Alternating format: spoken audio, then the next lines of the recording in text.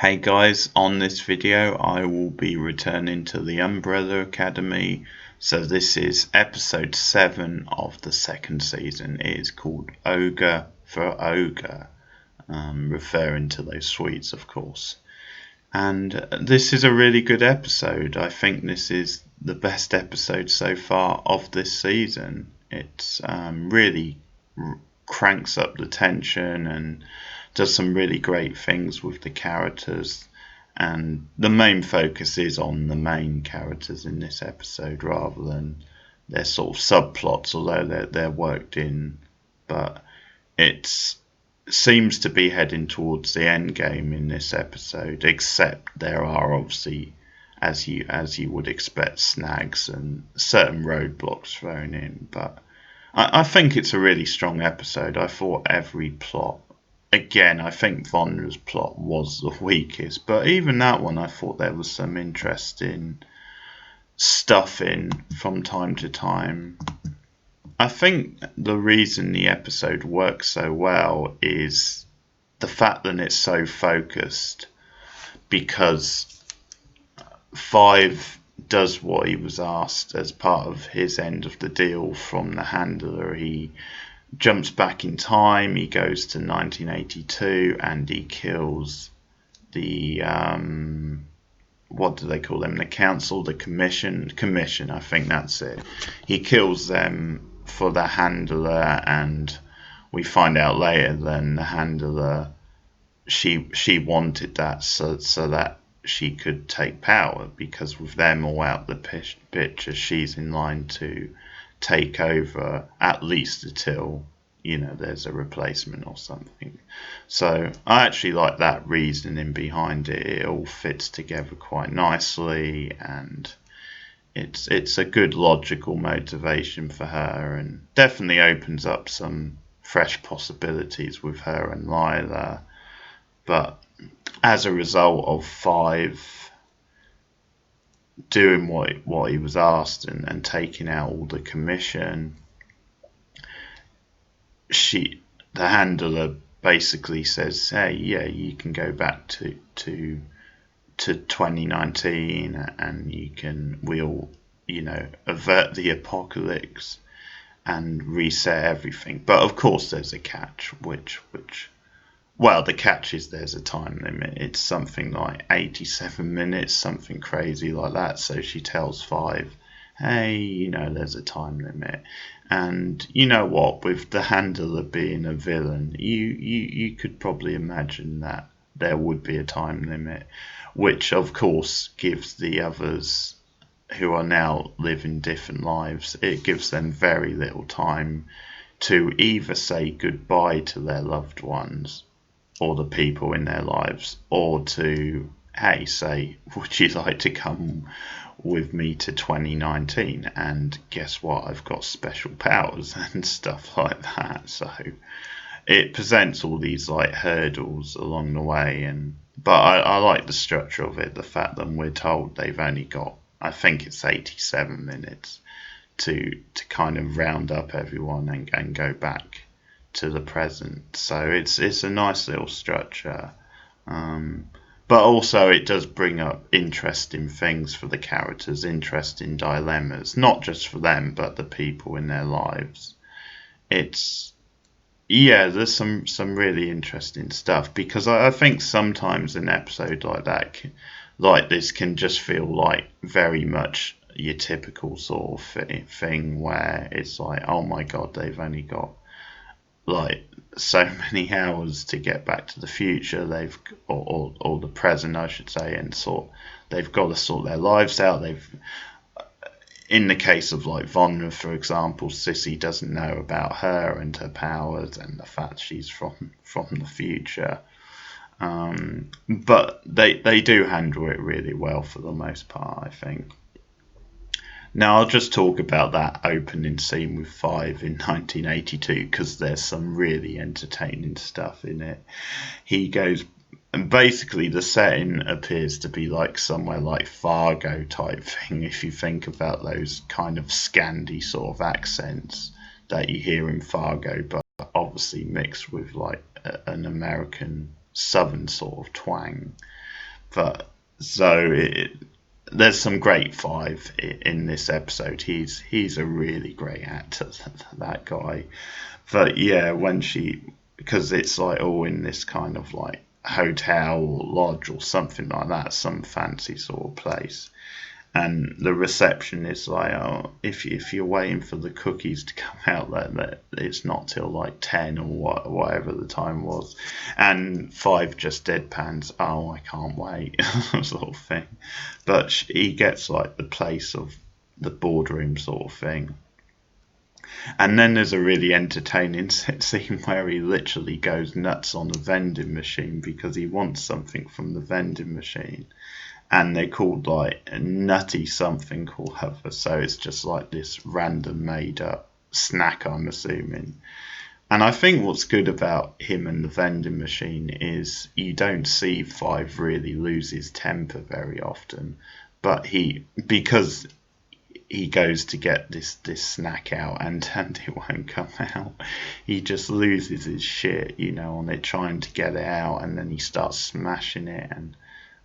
And I think what I like about it is it actually gets him in the right frame of mind to do some killing, because Five is normally the more reserved, sort of passive type one, but boy does he goes nuts with the killing. I think that's what makes it so interesting that he was picked for it, because you maybe wouldn't jump to him first for a mission like this, but he goes to the boardroom, and that's a great sort of action scene as well, because he's like leaping about. Obviously he can move forward and back, and he moves about the room, and he like attacks them. He's got an axe, which is brilliant. He attacks them from behind, and one of them he kind of slices in half, and I think they get away probably with as much blood as possible, or as much for this kind of show, because it's not the sort of show that goes too extreme. But I think for the level of this show, it's about right. But it's a really well executed little scene, and of course he comes up against the boss last, who's of course the guy with the talking fish in his head, the fish bowl. And he wails away on him with like the cricket bat, and eventually, obviously, the last thing is just to smash the fish, or the fish bowl tank. I'm looking for this. Well, it's not really tank, but fish bowl we'll go with. And of course, then he takes the fish to the handler later on. But oh yeah, and the other highlight of that scene is that the receptionist, when Five is running through them, she randomly like runs in and tackles him, which is really really good. So I like that. But it's all great stuff. But of course, later on, when he talks to the handler and says, "Hey, I've held up my end of the bargain," of course, there's that twist. You did, but you've only got 84 minutes to get you and the others back.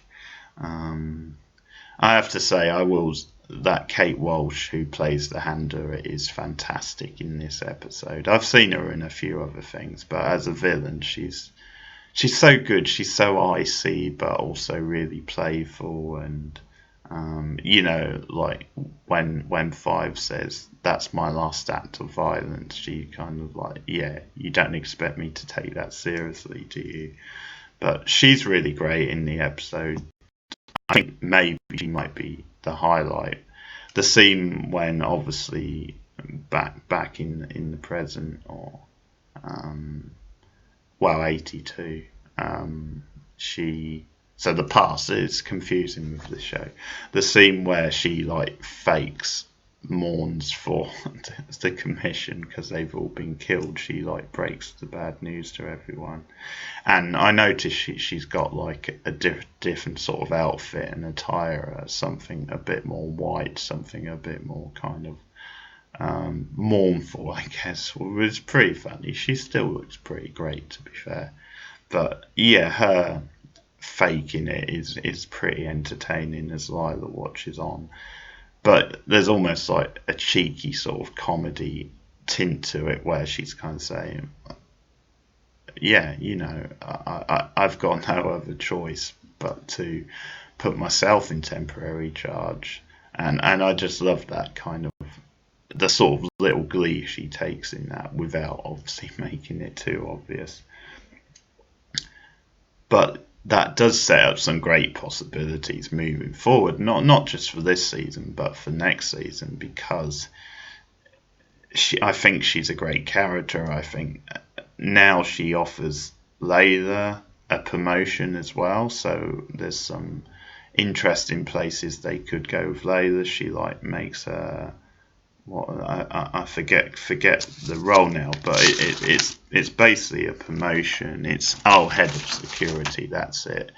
And Layla said she'll do it with one condition, and that's sorry, I'm stumbling. She can make her own team basically. So that opens up more fresh possibilities. So I like that because Layla has been a bit hit and miss so far as a character, but it feels like she could find her feet now. But you can see them playing with her sort of like flicking between the good and the bad side, maybe because of her feelings for Diego and what have you. So I'll run through some of the characters because obviously they're all told at various points by Five, hey, we've got to go back today, or we've got to go back in 84 hours. Was it hours? Oh no, it must have been minutes. Sorry, I keep saying hours. Don't know, that's crazy talk. 84 minutes, it wasn't 84 hours. So I'll start with Layla actually. Not Layla, sorry, Viola. Similar sounding names. So Carl, who by the way looks like Marky Smith, for anyone who gets that reference. It sort of struck me today. Marky Smith, who was setting up the form. Carl actually looks quite a lot like him. So sorry if I just insulted Marky Smith, but there you go. He obviously knows about Viola and about Sissy and that they're planning on running away together.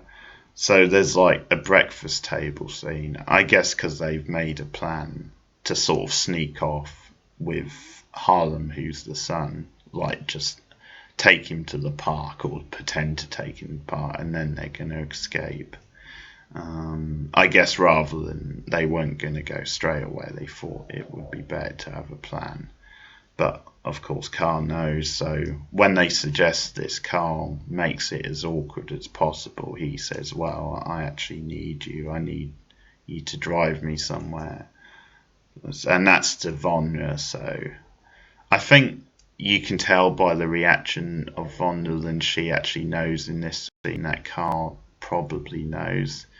Sissy, I don't think Cotton's on. Sissy, I have to say, is kind of frustrating in this episode. I'll get to why in a minute, but yeah, she doesn't cotton on. Vonna, I think Cotton's on, and she decides it's probably the best course of action is to probably go along with it and not entice Carl, let's say.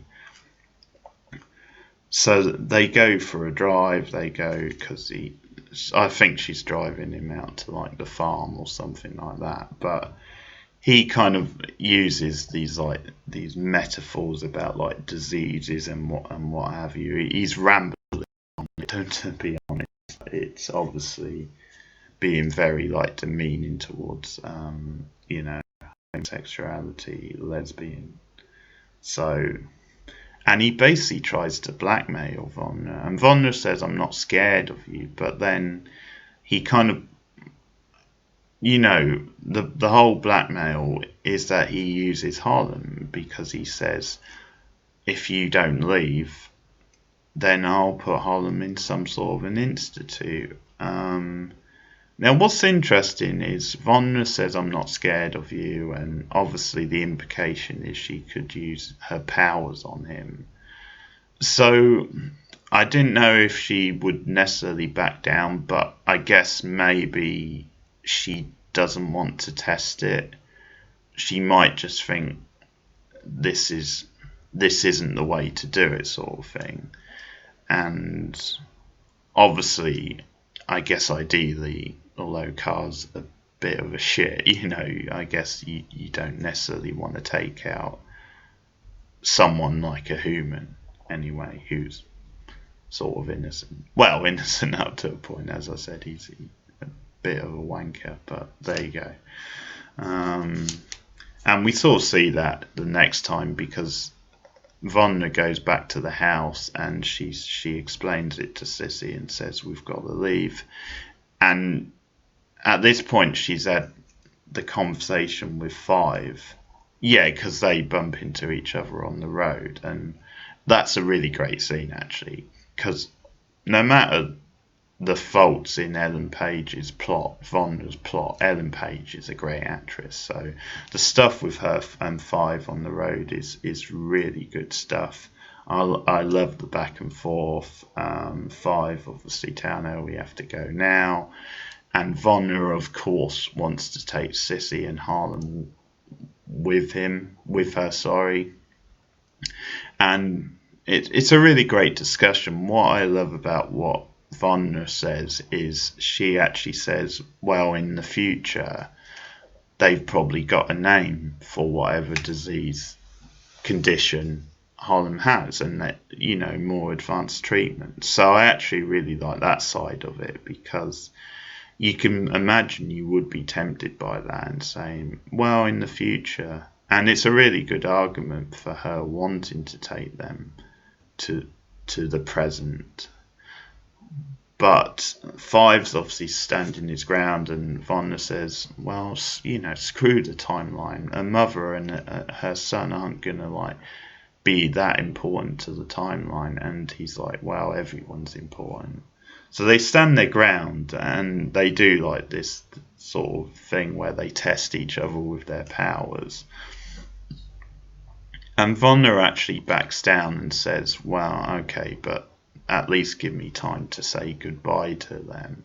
Five's like, well, we don't have time. And Vonda's like, well, it's either that or I don't go, basically. So, yeah. So Five is being a bit of a sod in this scene, but you can understand where he's coming from. But I do like how sneaky Vonda is, because then she kind of goes back on that anyway. When she goes back to the house, she actually then says to Sissy, well, let's go. Carl knows about us. I can take you to a better place. Now, she still doesn't say where that is, and she doesn't give them the full story.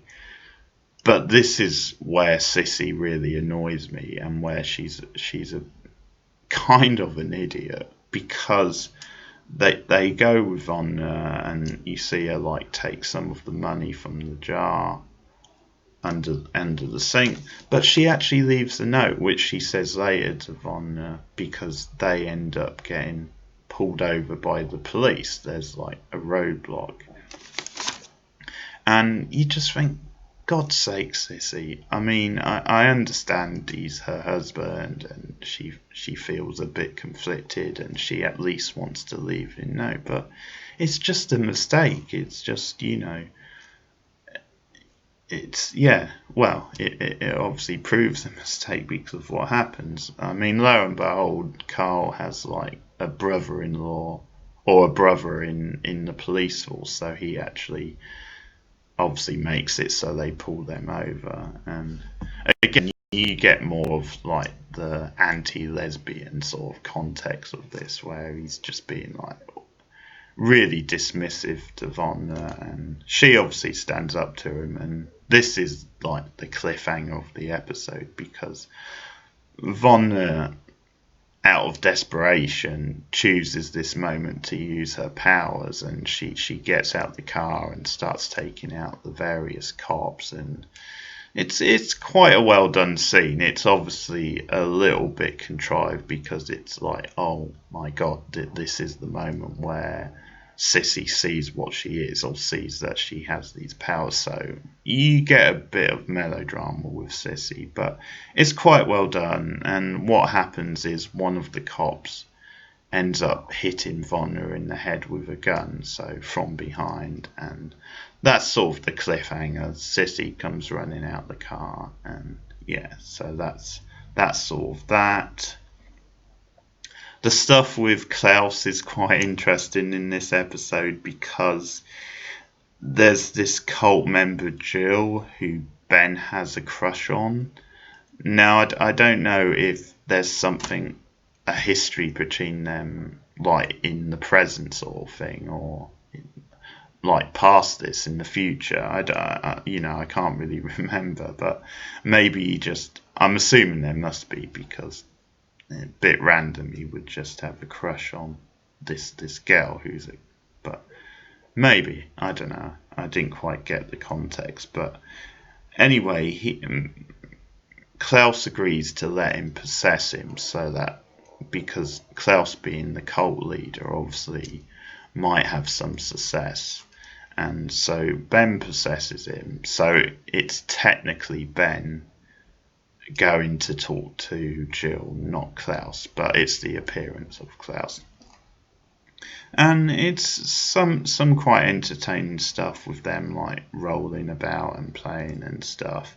Now, I thought for a moment this scene was going to get quite dodgy, because when she sort of throws herself at Klaus/Ben, it kind of bored. If they'd actually gone through and had sex, it would have bordered on rape, just because she like technically doesn't know who she's sleeping with. She like obviously thinks it's Klaus, but it's a very murky, weird sort of area, because hey, Ben's a ghost as well, so there's that side of it. So it's kind of weird, but it might have been a bit yucky if they'd actually had sex. And so, but they do move away from that, so I'm kind of pleased about that. But there's a lot of comedy as well going on, because they sort of claim, "Hey, I'm a virgin," sort of thing, and then Jill's like, "Well, what about last Thursday or whatever with me, you, and I think it was another girl or another guy." So they're sort of threesome. So the reaction is pretty funny. We get the reaction from both Ben and from Klaus, and so there's kind of a whole thing there, which was pretty good stuff. And then later in the episode, we get them wrestling. So Klaus is trying to get control again of his body. Ben wants to stay in there. It's this back and forth thing, which is quite well done, like the special effect of it, which I'll get to in a moment, because there's a great example of it near the end. But there's actually this moment with Diego and Ben. Now, I didn't know actually, then the others didn't know about Ben being a ghost and being around still. With Klaus, for some reason I assumed they all knew about that, but clearly they don't. Diego doesn't know, so there's this moment where he goes to get like Klaus/Ben, and obviously they have to convince Diego, "Hey, I'm actually Ben in Klaus's body," and they prove it to him. But there's this whole scene where Diego's like overcome and it's emotional, and he hugs him. So was there something with Diego and Ben, or were they just close friends? I mean, I guess it's because they're technically. I guess that's it, but yeah, that probably makes sense.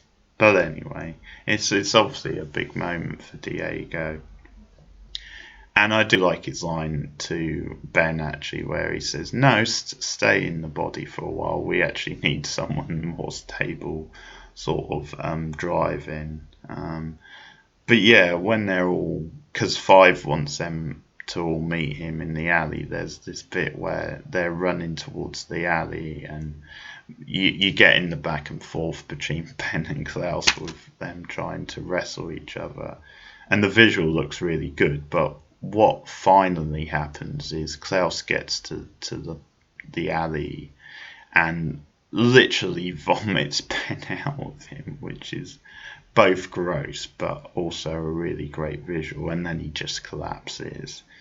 And it's like the only other two there are Luther and Five. The others haven't made it yet because there's other stuff going on, other sort of drama.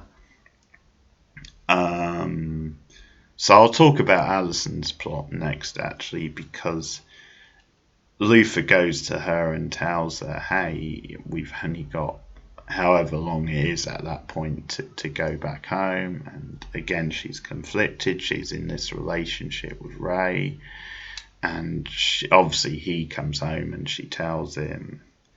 And it's another interesting scene because the dilemma for Ray is that he obviously loves Alison, but he doesn't want to leave her behind, or he doesn't want to leave the movement behind, the work they've started.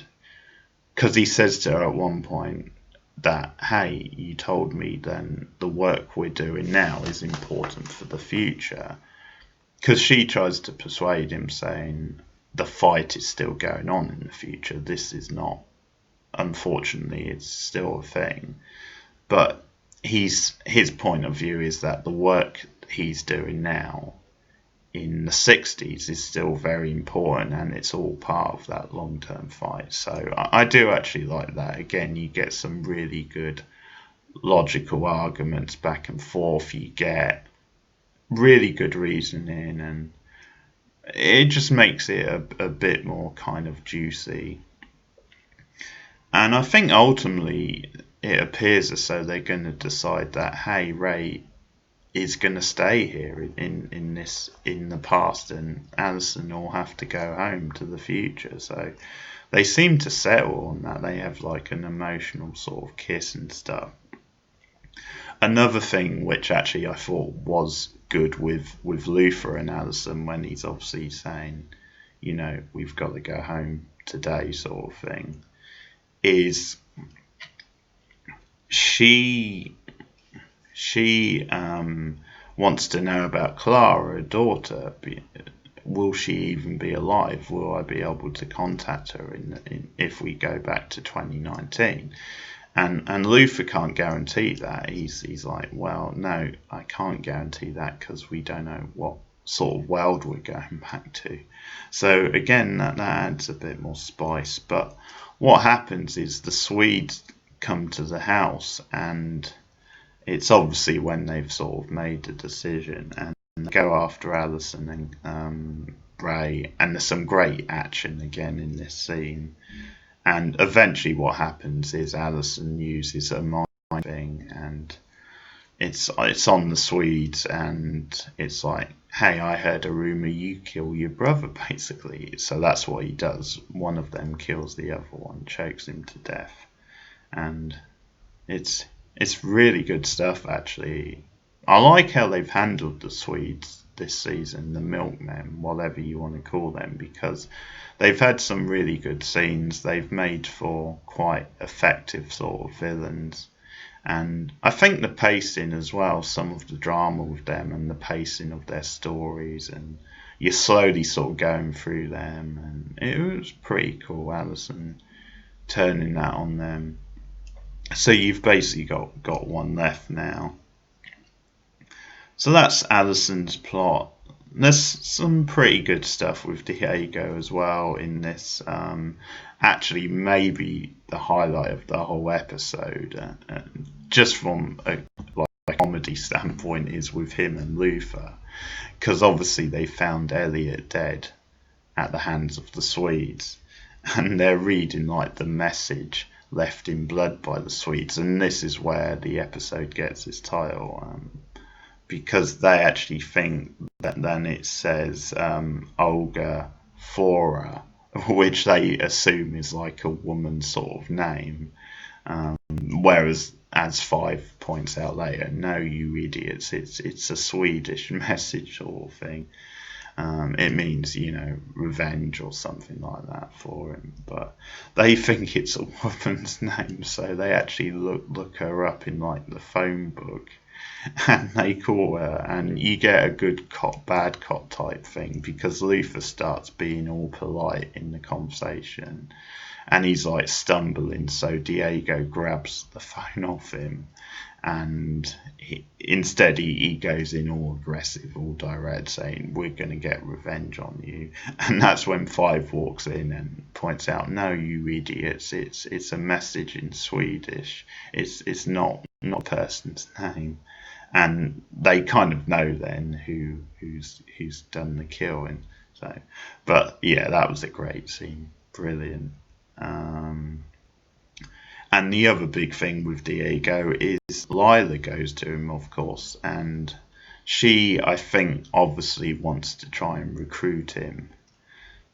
And there's this funny sort of scene because he's burying Elliot, and I think you know that he's not. Then maybe she's gonna want him because she still has these feelings for him. And it's quite logical she would want to recruit him. But at the same time, I think you can maybe guess that, hey, she's not just gonna. There's gonna be some sort of turn here where she's gonna have to use, kind of, she's tricking him somehow.